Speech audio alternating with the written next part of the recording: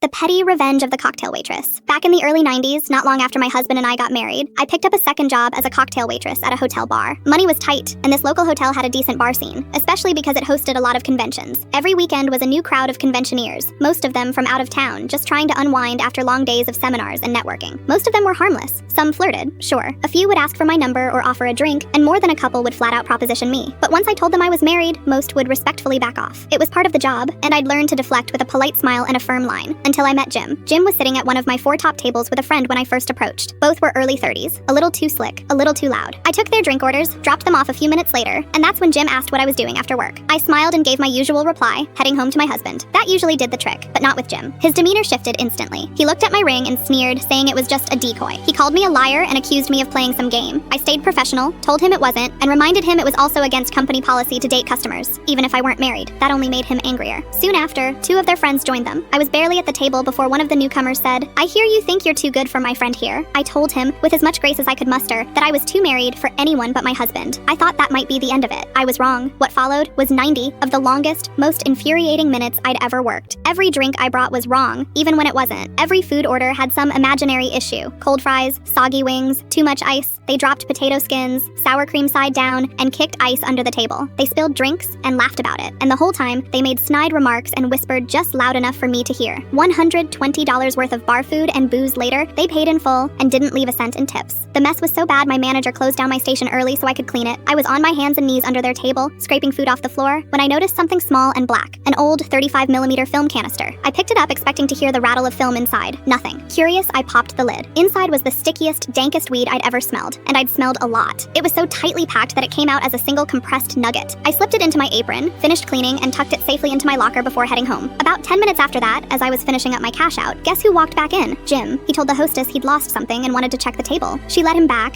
and I watched as he crawled around the now spotless floor, pulling out chairs I'd just pushed in, searching every corner. He glanced at me a few times, trying to catch my eye. I didn't give him the satisfaction. I just continued counting bills, calm as can be. After a few fruitless minutes, he left. When I got home, I tossed the canister to my husband and said, "Check out this tip I got." He opened it, took one look, and laughed. We pulled out the kitchen scale and weighed the stash, a perfect 7 grams. That weed lasted us the better part of a month. We laughed, relaxed, and had an amazing weekend. It turned a night of frustration and humiliation into a month-long silver lining. I never saw Jim again. But wherever he is, I hope he knows that the waitress he tried to bully and humiliate walked away with his weed, his dignity, and one hell of a story.